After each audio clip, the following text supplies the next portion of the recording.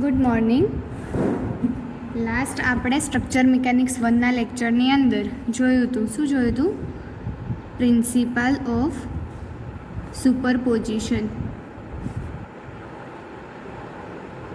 Principal of superposition બરાબર છે. તો એની અંદર શું વાત થઈ હતી કે એક મેમ્બર છે જે અલગ અલગ સેક્શનનો બનેલો છે બરાબર. તો આ મેમ્બરની લેન્થની અંદર જે ચેન્જીસ થાય છે એ દરેક સેક્શનની અંદર લેન્થની અંદર જે ચેન્જ થાય છે એના એલ્જેબ્રિક સમ એટલે બૈજિક સરવાળા જેટલો છે. ઇક્વેશન લખાવડાયું હતું del L equals to del L1 plus or minus del L2 plus or minus del L3 જેટલા સેક્શન હોય એ બરાબર. હવે ડેલ એલની જગ્યાએ આપણે સૂત્ર લખી શકીએ P1 L1 A1 E1 plus or minus P1 L1 upon A1 E1. ડેલ L2ની જગ્યાએ લખી શકીએ P2 L2 A2 E2 અને ડેલ L3ની જગ્યાએ લખી શકીએ P3 L3 A3 E3 બરાબર છે. આ ચલાવ્યું હતું, રિવિઝન કરાવી દીધું. કેમ? કારણ કે આના ઉપરથી આજે આપણે એક્ઝામ્પલ્સ જોવાના છે. એક્ઝામ્પલ માટે આપણને એક આ ફિગર આપેલી છે અને એમ કીધું છે કે લંબાઈમાં થતો ફેરફાર શોધવાનો છે. એનું ક્ષેત્રફળ આપી દીધું છે આપણને 400 mm². ઈ આપેલો છે આપણને, ઈને કહીશું સ્થિતિસ્થાપકતા માપાંક. ઈ આપણને આપેલો છે 2×10⁵ N/mm². બરાબર છે. આટલી વેલ્યુ આપેલી છે અને આપણે શોધવાનું છે કે આ જે મેમ્બર આખો છે એની લંબાઈની અંદર શું ચેન્જ આવે છે એ આપણે શોધવાનું છે બરાબર. આપણને આ 1, 2 અને 3 એમ 3 સેક્શન આપેલા છે. તો 3 સેક્શનને આપણે અલગ અલગ દોરી દઈએ પહેલાં તો આ થયું મારું first section. Okay. Second section જે છે એની લેન્થ વાઇઝ ડ્રો કરીશું આપણે. આ થયું સેકન્ડ સેક્શન અને આ થશે આપણું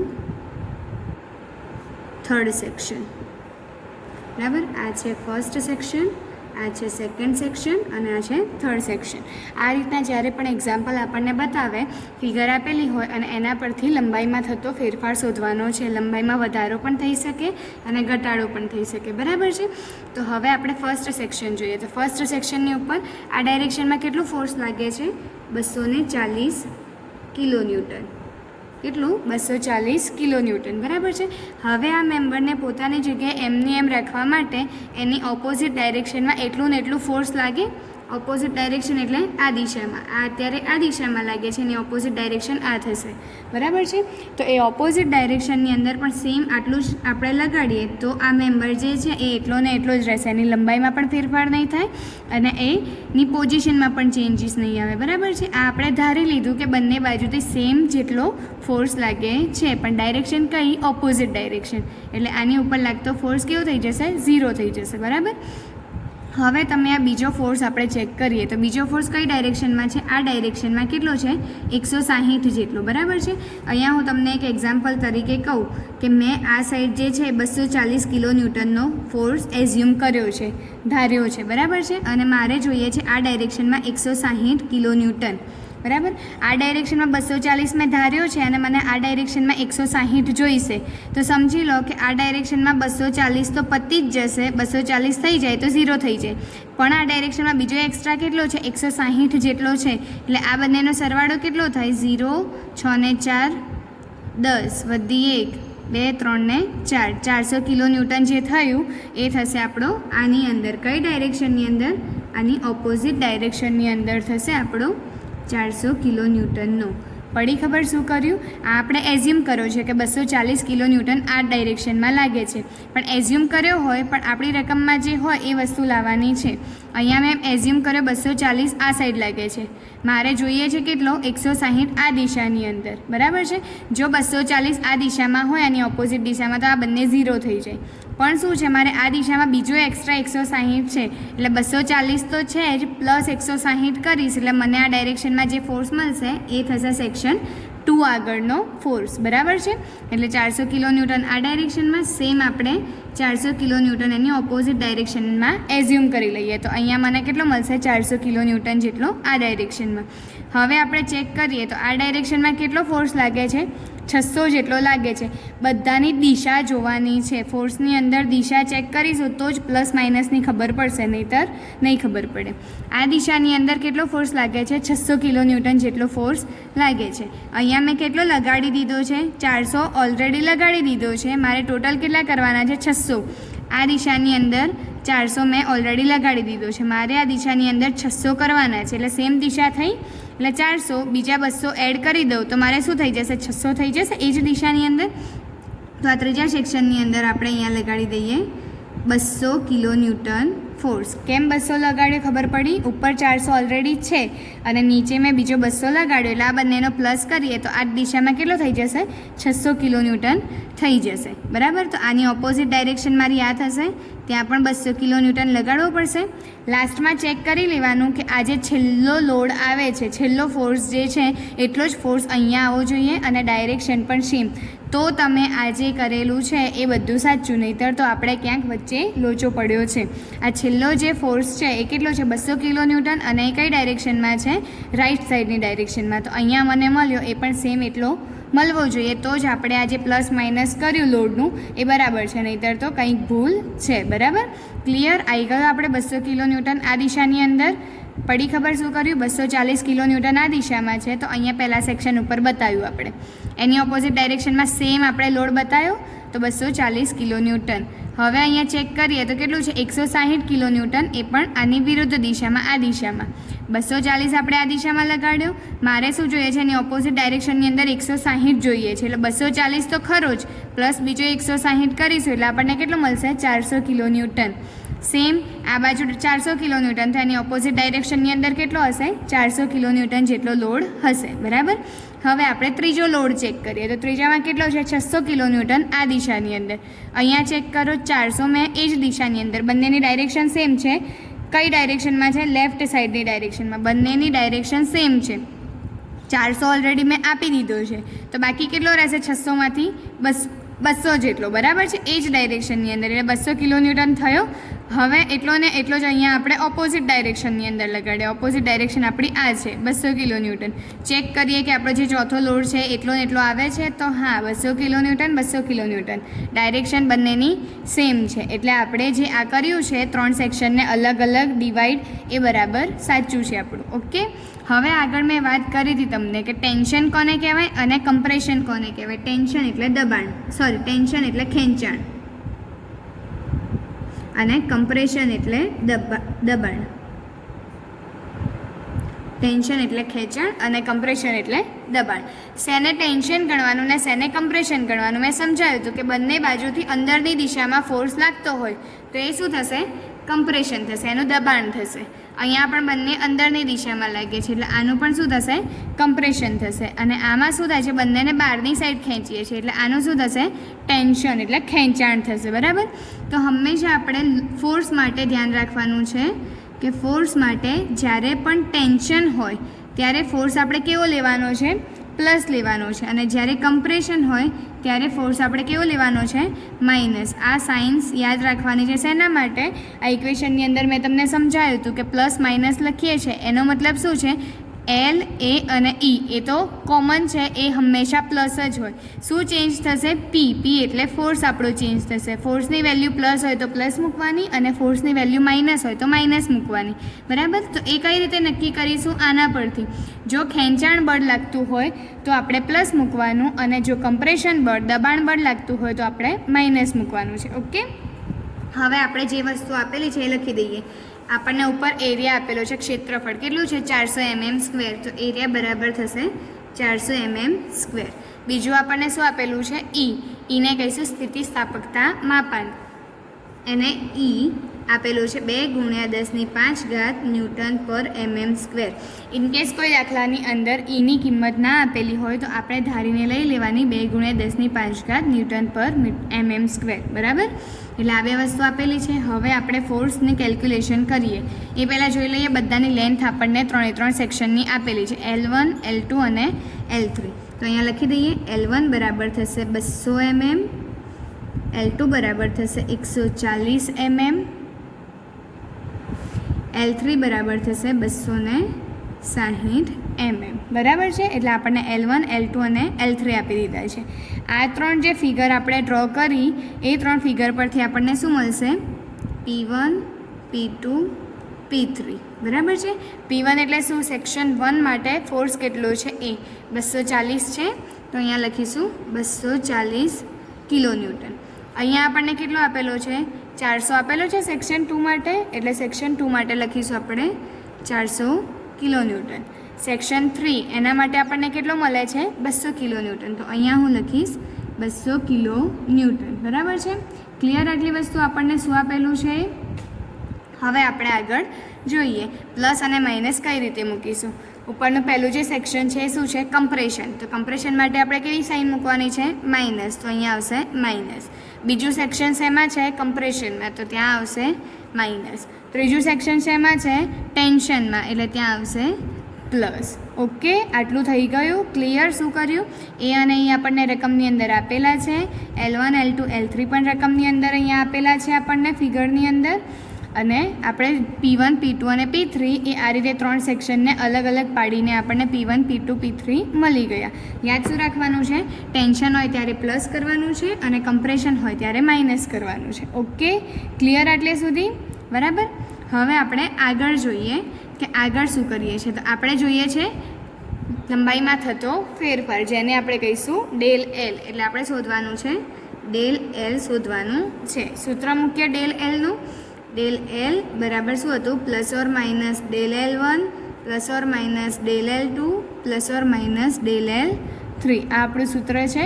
હવે આપણે ચેક કરીએ કે ડેલ L1 શું છે. તો એની જગ્યાએ સૂત્ર મૂકું P1 L1 A1 E1 plus or minus આના માટે સૂત્ર મૂકું P2 L2 A2 E2.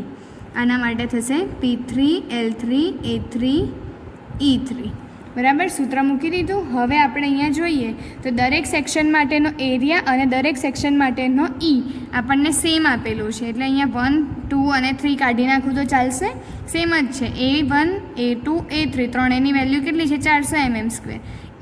E1 E2 E3 ત્રણેયની value કેટલી છે? 2 × 10⁵ ન્યૂટન પર mm². બરાબર છે. તો અહીંયાથી હું 1 1 કાઢી નાખું છું નીચેનામાંથી.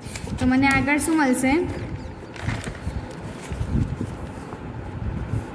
અહીંયા મને મળશે ડેલ L1 બરાબર P1 plus or minus P1 L1 upon AE plus or minus P2 L2 upon AE plus or minus P3 L3 upon AE. બરાબર છે. આપણને આ સૂત્ર મળશે. હવે દરેકની અંદર AE છે. AEને હું કોમન લઈ લઉં છું. તો અહીંયા નીચે 1 અપોન AE કૌંસમાં બાકી શું રહેશે? Plus or minus P1 L1 plus or minus P2 L2 plus or minus P3 L3. આ વસ્તુ આપણે અંદર રહેશે. બરાબર છે. હવે આપણે શું કરીએ? કિંમત મૂકીએ. પણ આગળ કિંમત મૂકતા પહેલાં એક વસ્તુ કહેવાની મારી રહી ગઈ. આપણે પહેલું શું ચેક કરી લેવાનું? બધાના યુનિટ્સ એકમ જે છે એ ચેક કરી લેવાના. mm વાળું તો એકમ બરાબર છે. હવે ન્યૂટન અને કિલો ન્યૂટનવાળા જોઈએ. તો આ શું છે આપણી પાસે? ન્યૂટનમાં. અને આ ફોર્સ આપણને શેમાં આપેલા છે? કિલો ન્યૂટનની અંદર. બરાબર છે. તો હવે ગમે તે એકને આપણે ચેન્જ કરીશું. ન્યૂટનને કિલો ન્યૂટનમાં ફેરવીએ કાં તો કિલો ન્યૂટનને ન્યૂટનમાં. આપણી પાસે સૂત્ર છે 1 કિલો ન્યૂટન બરાબર 1000 અથવા તો 10⁵ ન્યૂટન. બરાબર, આ સૂત્ર છે આપણી પાસે. 1 કિલો ન્યૂટન બરાબર 1000 ન્યૂટન અથવા તો 10⁵ ન્યૂટન. તો અહીંયા આપણે કરી દઈએ I ઇઝી પડશે 240 × 10⁵ newton minus 400 × 10⁵ newton plus 200 × 10⁵ newton. શું કર્યું? આપણે એકમ બરાબર કર્યા. જ્યાં સુધી એકમ સરખા ના હોય ત્યાં સુધી આપણે દાખલો ગણી શકીએ નહીં. ઓકે, તો માઇનસ 240 × 10⁵ માઇનસ 400 × 10⁵ અને પ્લસ 200 × 10⁵ ન્યૂટન. આપણને આ P1 P2 અને P3 મળ્યા. L1 L2 L3 આપણી પાસે છે. હવે આ બધી જ કિંમતો આપણે એની અંદર મૂકી દઈએ. તો આપણું સૂત્ર જે છે એની અંદર કિંમત મૂકીએ તો અહીંયા 1m9 એની જગ્યાએ કિંમત આવશે 400, કારણ કે એ આપણને મળેલો છે 400 mm². એની જગ્યાએ કિંમત મૂકાશે 2 × 10⁵ P1 હવે પ્લસ ઓર માઇનસ આપણે એ રીતે જોઈશું. P1ની કિંમત કેટલી છે આપણી પાસે? -240 ગુણ્યા 10⁻³ આપણે જે ચેન્જ કર્યો છે એકમ, એ ચેન્જ કરેલા એકમની અંદર આપણે લખવાનું છે. -240 ગુણ્યા 10⁻³ ગુણ્યા L1ની જગ્યાએ L1 આપણને કેટલો મળેલો છે?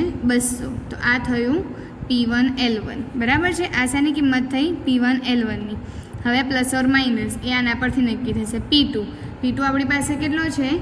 માઇનસ. બરાબર છે. તો એ માઇનસ P2ની જગ્યાએ આપણે કિંમત મૂકીશું. કેટલી છે આપણી પાસે P2ની કિંમત? 400 ગુણ્યા 10⁻³. બરાબર છે. અને L2ની કિંમત આપણી પાસે કેટલી છે? 140. તો અહીંયા મૂકીશું 140. આ માઇનસ અહીંયા આમ પ્લસ રાખીએ, આ એનું માઇનસ છે. બરાબર છે. પછી આગળ જઈએ, વચ્ચે પ્લસ એમનું એમ. P3ની કિંમત કેટલી છે? +200 ગુણ્યા 10⁻³. L3ની જગ્યાએ કિંમત છે આપણી પાસે 260. તો આ થયું P3 L3. બરાબર છે. ખબર પડી? આ મૂક્યું P1 L1, આ મૂક્યું P2 L2 અને આ મૂક્યું P3 L3. હવે સાદું રૂપ આપીએ આપણે. બરાબર છે. આ અત્યારે 4 દુ 8 એટલે કરીશું 800 ગુણ્યા 10⁵. બરાબર છે. આ 3નો ગુણાકાર જે છે એ, આ 3નો ગુણાકાર છે અને આ 3નો ગુણાકાર છે એ બધાનું આપણે કેલ્ક્યુલેટરની અંદર સાદું રૂપ આપવાનું છે. અત્યારે હું ડાયરેક્ટ જવાબ લખું છું. મારો ડાયરેક્ટ જવાબ આવે છે 52 ગુણ્યા 10⁶. બરાબર છે. 52 ગુણ્યા 10⁶. કરવાનું શું છે? 10⁻³ બધામાંથી કોમન લઈ લેવાનું.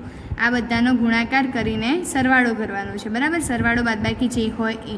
અને છેલ્લે જવાબ આવશે -52 ગુણ્યા 10⁶. જો સાદું રૂપ આપતા ના આવડે તો કહેજો, તો નેક્સ્ટ લેક્ચરની અંદર શીખવાડીશ. ટ્રાય કરજો સાદું રૂપ આપતા. બરાબર છે. એટલે આપણને કેટલું મળ્યું? -52 ગુણ્યા 10⁶. હવે આનું આપણે સાદું રૂપ આપીએ તો આપણી પાસે જવાબ આવશે 0.65 mm. બરાબર છે. એટલે આપણને del L શું મળ્યું? del L બરાબર 0.65 mm.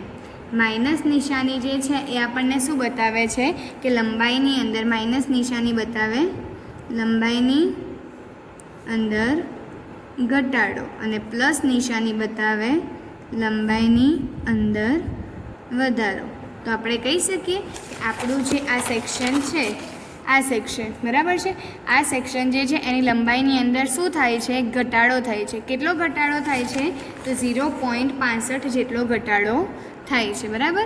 એટલે અહીંયા લખવાનું ડિક્રીઝ ઇન લેન્થ. બરાબર છે. આ વેલ્યુ તો પ્લસ જ છે. માઇનસ નિશાન શેનું મૂક્યું છે? લંબાઈની અંદર ઘટાડો થાય તો માઇનસ નિશાન મુકાશે, અને લંબાઈની અંદર વધારો થશે તો પ્લસ નિશાન મૂકીશું આપણે. બરાબર. ક્લિયર? તો આટલો આપણો દાખલો છે. બીજો એક દાખલો આના પરથી ગણાવું છું એટલે તમને બરાબર વધારે ખબર પડે. બીજા દાખલાની અંદર પણ સેમ આપણને કીધેલું છે કે લંબાઈમાં થતો ફેરફાર શોધવાનો છે. એના માટે પણ આપણને ઈ આપેલું છે. ઈની વેલ્યુ કેટલી છે? 2 ગુણ્યા 10⁵ N/m². ક્ષેત્રફળ આપેલું છે આપણને 100 mm². અને આ આપણને સેક્શન આપેલું છે. બરાબર છે. સેક્શન આપેલું છે. સેક્શનને આપણે શું કરી દઈએ? કેટલા છે? 1, 2, 3 અને 4. આખું મેમ્બર કેટલા સેક્શનનો છે? 4 સેક્શનનો છે. બરાબર. અંદર 4 મેમ્બર છે. તો આ પહેલો સેક્શન લંબાઈ પ્રમાણે દોરીશું આપણે. આ થશે મારો બીજો સેક્શન, આ થશે મારો ત્રીજો સેક્શન, અને આ થશે આપણો ચોથો સેક્શન. બરાબર. શું કર્યું? સૌથી પહેલાં 4 સેક્શનની અંદર મેં ડિવાઈડ કરી દીધા. જેટલા પણ સેક્શન હોય મેમ્બરની અંદર એટલા સેક્શનને અલગ અલગ ડ્રો કરી દેવાના છે.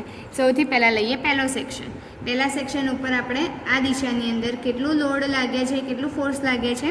30 કિલોન્યુટન જેટલું. તો આગળ આપણે શું કીધું? એના ઓપોઝિટ ડાયરેક્શનની અંદર એટલું ને એટલું જ બળ આપણે બતાવી દેવાનું છે, 30 કિલોન્યુટન. એટલે સેક્શન 1 ઉપર કેટલું ફોર્સ લાગે છે? 30 કિલોન્યુટન જેટલું. બરાબર છે. હવે આગળ વાત કરી હતી કે 30 કિલોન્યુટન મેં આ ડાયરેક્શનમાં લગાડ્યું છે. મારી રકમ જે છે એ રકમની અંદર શું બતાવેલું છે? 50 કિલોન્યુટન મારે કરવાનું છે. કઈ દિશાની અંદર? આ દિશાની અંદર. કેટલું કરવાનું છે? 50 કિલોન્યુટન જેટલું મારે કરવાનું છે. તો હવે હું શું કરીશ? 50 કિલોન્યુટન જેટલું કરવાનું છે તો 30 તો મારે આ સાઈડ છે જ, બરાબર છે. એટલે આ ઓપોઝિટ ડાયરેક્શનમાં હોય ત્યારે સમજવાનું પ્લસ કરવાનું, અને સેમ ડાયરેક્શનની અંદર હોય ત્યારે માઇનસ કરવાનું, બરાબર. ઓપોઝિટ ડાયરેક્શનની અંદર હોય તો આ બંનેનો સરવાળો કરી દેવાનો. કેટલો આવશે? 50 + 30 બરાબર 80. કઈ દિશાની અંદર? આ દિશાની અંદર. મોટા જે હોય એ દિશાની અંદર આપણે બતાવીશું, બરાબર છે. એટલે 50 કિલોન્યુટન મારું આ દિશાની અંદર હતું, એટલે અહીંયા 80 ટોટલ કેટલું થયું? 80 કિલોન્યુટન. તો એ કઈ દિશાની અંદર આવશે? આ દિશાની અંદર, અહીંયા જે બતાવી છે એ. ફરીથી વાત કરીએ બીજા સેક્શનની અંદર, એટલું ને એટલું જ આપણે ઓપોઝિટ ડાયરેક્શનની અંદર ફોર્સ બતાવી શકીએ. તો 80 કિલોન્યુટન કહી શકીએ કે બીજો જે સેક્શન છે એની ઉપર કેટલો ફોર્સ લાગે છે? 80 કિલોન્યુટન જેટલું ફોર્સ લાગે છે, બરાબર છે. હવે આપણે અહીંયા ચેક કરીએ, આ ડાયરેક્શનની અંદર કેટલું છે? 75. મેં કેટલું બતાવ્યું? અહીંયા 80 કિલોન્યુટન બતાવ્યું છે, અને એ જ ડાયરેક્શનની અંદર મારે કેટલું જોઈએ છે? 75 કિલોન્યુટન જેટલું જોઈએ છે. બંને કઈ ડાયરેક્શન છે? Same direction. સેમ ડાયરેક્શન હોય તો શું કરવાનું? માઇનસ. તો 80માંથી 75 જાય તો કેટલા આવશે? 5, બરાબર છે. 80માંથી 75 જાય તો 5, અને એના માટે આપણે દિશા વિરુદ્ધ દિશા બતાવીશું, તો એ થશે આપણી 5 કિલોન્યુટન જેટલી. જો વિચારો, 80માંથી 5 જશે તો જવાબ આવશે 75. 75ની દિશા આ દિશામાં થશે, તો અહીંયા આવી ગયું 75ની દિશા. હવે આ આપણે આ દિશામાં બતાવ્યું છે, તો એની બિલકુલ ઓપોઝિટ ડાયરેક્શનની અંદર આપણે અહીંયા કેટલું બતાવીશું? 5 કિલોન્યુટન જેટલું બતાવીશું. બંને સેમ બતાવીશું, બરાબર છે.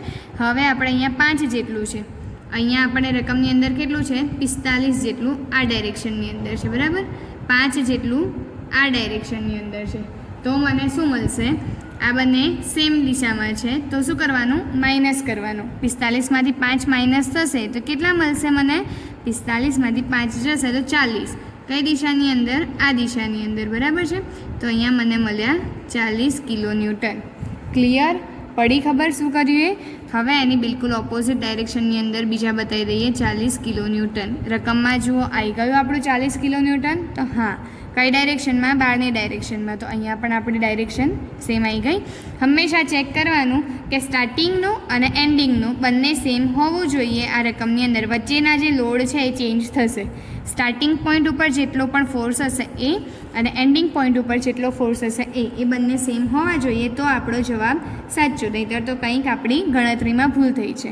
યાદ રાખવાનું, સેમ દિશામાં હોય બળ તો માઇનસ, અને ઓપોઝિટ ડાયરેક્શનની અંદર હોય તો પ્લસ, બરાબર છે. ક્લિયર? તો આ 4 સેક્શન આપણા અલગ અલગ થઈ ગયા.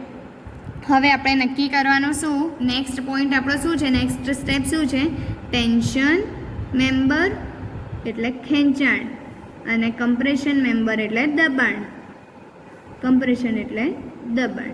ટેન્શન હોય ત્યારે પ્લસ મૂકવાનું શેની આગળ? પીની આગળ, અને દબાણ હોય ત્યારે માઇનસ મૂકવાનું પીની આગળ, બરાબર છે. હવે આ પહેલો સેક્શન છે. કહી શકશો આ કયું છે? અંદરની દિશામાં લાગે છે, એટલે આ કયો સેક્શન છે? કમ્પ્રેશન. આ જે છે એ પણ અંદરની દિશામાં છે, એટલે આ સેક્શન કયો છે? કમ્પ્રેશન. આ જે છે એ પણ કઈ દિશામાં છે? અંદરની દિશામાં, એટલે આ સેક્શન પણ શું આવશે? કમ્પ્રેશન. આ જે છે એ કઈ દિશામાં છે? બહારની દિશામાં, એટલે આ આવશે આપણું ટેન્શન. ક્લિયર? નેક્સ્ટ સ્ટેપમાં શું કર્યું આપણે? કમ્પ્રેશન અને ટેન્શન અલગ અલગ મેમ્બર આપણે ડિવાઈડ કર્યા છે, એના આધારે ફોર્સની ડાયરેક્શનના આધારે, બરાબર. હવે આપણે લખી દઈએ કે આપણી રકમની અંદર કઈ કઈ વેલ્યુ આપેલી છે. પહેલી આપેલી છે આપણને એ અને ઈની વેલ્યુ. એની વેલ્યુ આપણને આપેલી છે 100 mm². ઈની વેલ્યુ આપણને આપેલી છે 2 × 10⁵ ન્યૂટન પર mm².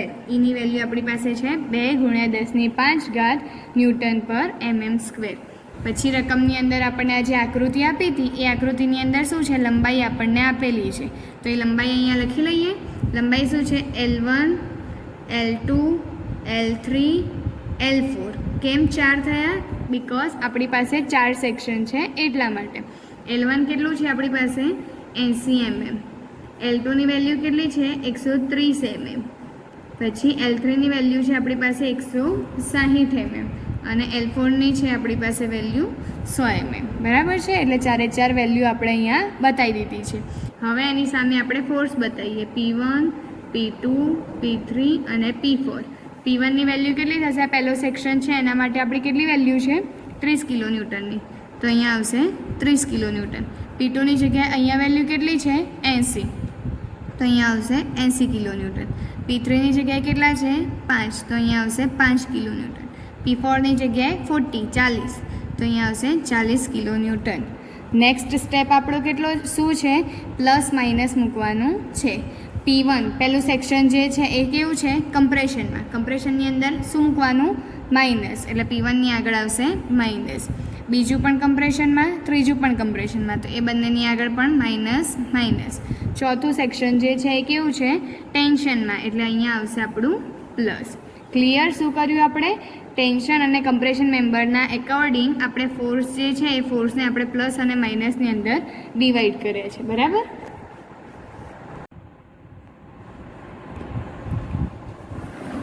ફોર્સ ડિવાઈડ થઈ ગયા, પ્લસ અને માઇનસની અંદર આપણે એને ડિવાઈડ કરી દીધે છે. બરાબર? હવે આપણે શું કરવાનું, નેક્સ્ટ સ્ટેપ શું છે આપણો એક્ઝામ્પલનો, તો યુનિટ્સ જોઈ લેવાના, એકમ જોઈ લેવાના. mm. તો વાળા બધા યુનિટ સેમ છે. અહીંયા ન્યૂટન છે, અહીંયા શું છે, કિલો ન્યૂટન. તો આપણે શું કન્વર્ટ કરીશું, કિલો ન્યૂટનને ન્યૂટનની અંદર કન્વર્ટ કરીશું. શું આવશે, આપણને ખબર છે 1 કિલો ન્યૂટન બરાબર શું થાય, 10³ ન્યૂટન. તો અહીંયા આપણે મૂકીશું -30 ગુણ્યા 10³ ન્યૂટન. અહીંયા આવશે -80 ગુણ્યા 10³ ન્યૂટન. અહીંયા આવશે -5 ગુણ્યા 10³ ન્યૂટન. અને અહીંયા આવશે +40 ગુણ્યા 10³ ન્યૂટન. બરાબર? હવે આપણા બધા યુનિટ જે છે એ સેમ થઈ ગયા. હવે આપણે શું કરવાનું, નેક્સ્ટ સ્ટેપની અંદર ઇક્વેશન મૂકીશું. શું શોધવાનું છે, લંબાઈમાં થતો ફેરફાર. તો હવે લંબાઈમાં થતો ફેરફાર શોધવા માટે આપણે સૂત્ર જે છે del L બરાબર +or - del L1 +or - del L2 +or del L3 +or del L4. બરાબર? del L1 del L2 del L3 અને del L4 મતલબ સેક્શન 1 માટે ચેન્જ, સેક્શન 2 માટે, સેક્શન 3 માટે અને સેક્શન 4 માટેના જે ચેન્જીસ થાય છે લેન્થની અંદર એ આપણે એનો એલ્જેબ્રિક સમ કરીશું. એટલે આપણને ટોટલ જે છે એ ચેન્જ ઇન લેન્થ મળી જશે, લંબાઈમાં થતો ફેરફાર મળી જશે. હવે del L1ની જગ્યાએ કિંમત આવશે +or P1 L1 upon A1 E1. L2ની જગ્યાએ કિંમત આવશે +or P2 L2 upon A2 E2. del L3ની જગ્યાએ કિંમત આવશે P3 L3 upon A3 E3. અને અહીંયા આવશે આપણી વેલ્યુ del L4ની જગ્યાએ P4 L4 upon A4 E4. Clear? શું કર્યું, દરેકની જગ્યાએ આપણે કિંમત મૂકી દીધી છે. હવે આપણે ચેક કરીએ કે A1 E1 A2 E2 એ બધાની વેલ્યુ આપણે કઈ રીતે મૂકીશું. અહીંયા આપણને શું કીધું છે, એ બધા માટે જેટલા પણ સેક્શન છે, આપણી પાસે કેટલા સેક્શન છે, 4 સેક્શન.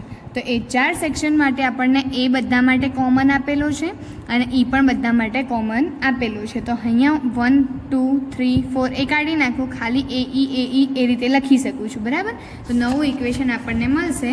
કઈ રીતે આપણે લખી શકીએ છીએ નવા ઇક્વેશનને, તો એ ઇક્વેશનને આપણે અહીંયા લખીએ તો શું થશે, del L બરાબર +or P1 L1 નીચે થશે AE, +or P2 L2 નીચે થશે AE, +or P3 L3 નીચે આવશે AE, +or P4 L4 નીચે આવશે આપણું AE. બરાબર? શું કર્યું, અહીંયા A અને Eની વેલ્યુ બધા માટે સરખી છે એટલે હું 1 2 3 4 નીકાળી દઉં છું, ખાલી સિમ્પલ મેં AE રાખ્યા છે. હવે દરેક પદમાંથી 1/AE કોમન લઈ લઈએ તો અહીંયા જવાબ આવશે 1/AE. કૌંસમાં બાકી રહેશે +or P1 L1 +or P2 L2 +or P3 L3 +or P4 L4. મને આ સૂત્ર મળશે. બરાબર? હવે આપણને સૂત્ર મળી ગયું, એની અંદર આપણે કિંમત મૂકીએ. તો કિંમતની અંદર 1, એની કિંમત એરિયા આપણને કેટલો આપેલો છે 100 અને ઈની કિંમત કેટલી છે 2 × 10⁵. યાદ રાખવાનું, ઈની કિંમત ના આપી હોય તો પણ આપણને યાદ હોવી જોઈએ 2 × 10⁵ ન્યૂટન પર mm².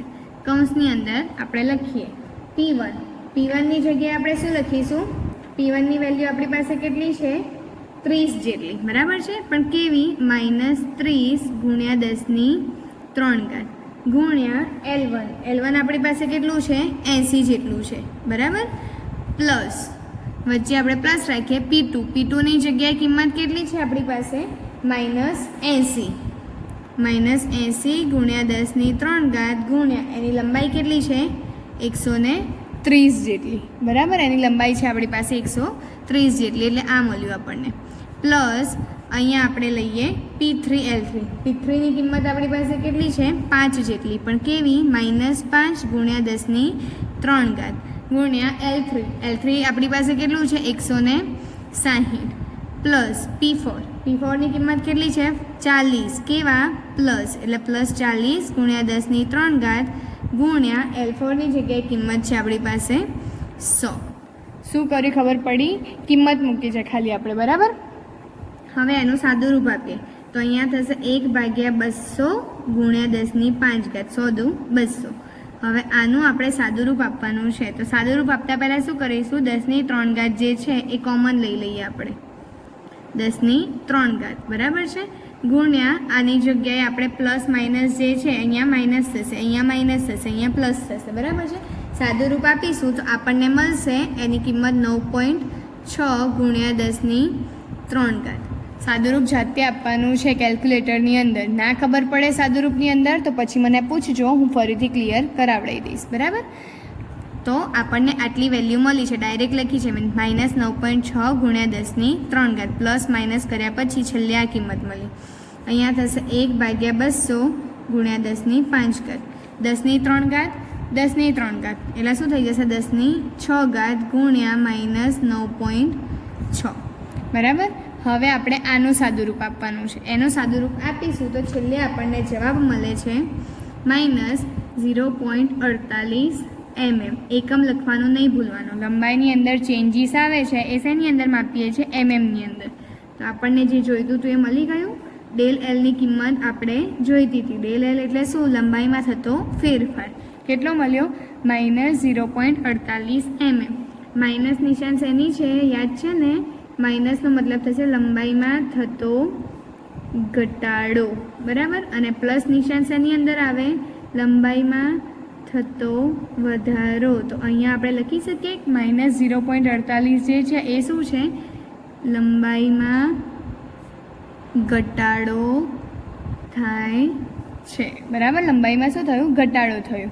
આની જગ્યાએ તમને એમ કે ઓરિજિનલ લેન્થ જે છે એ ઓરિજિનલ લેન્થ પછી આ બળ આપવાથી છેલ્લે આપણને કેટલી લેન્થ મળે છે, છેલ્લે લેન્થ કેટલી મળે છે તો એ આપણે થશે L ± ∆L. લંબાઈમાં વધારો થતો હોય તો પ્લસ, ઘટાડો થતો હોય તો માઇનસ. ઓરિજિનલ લેન્થ આપણે, ઓરિજિનલ લેન્થ 4 સેક્શન છે, 4 સેક્શનની લેન્થનો સરવાળો કરીએ 80 + 130 + 160 + 100, 4 લેન્થનો સરવાળો, અને આપણને ∆L કેટલું મળેલું છે? 0.48, બરાબર. આ થશે આપણે 100, 6 ને 3 9, 9 ને 8 17 વધી 1 1 2 3 4 470 આપણને મળ્યા. એમાંથી 0.48 બાદ કરી દઈએ આપણે, તો 470.00 અહીંયા બાદ કરીશું 0.48. અહીંયા આવશે 10, અહીંયા આવશે 10 9, અહીંયા આવશે 9, અહીંયા આવશે 6. 10માંથી 8 જાય તો 2, 9માંથી 4 જાય તો 5, અહીંયા 9 એમને 6 4. જવાબ કેટલો આવ્યો? 469.52 mm. એટલે આપણને એમ કે મેમ્બર જે છે આપણું એ મેમ્બરની લેન્થ, ફાઇનલ લેન્થ કેટલી થાય? તો ફાઇનલ લેન્થ આપણી આટલી થાય. ઓરિજિનલ લેન્થમાંથી 0.48 માઇનસ કર્યા એટલે આપણને મળી ફાઇનલ લેન્થ 469.52 469.52 mm. ક્લિયર આટલી વસ્તુ? આટલે સુધી આપણે રાખીએ છીએ. 2 એક્ઝામ્પલ ગણાવડાયા.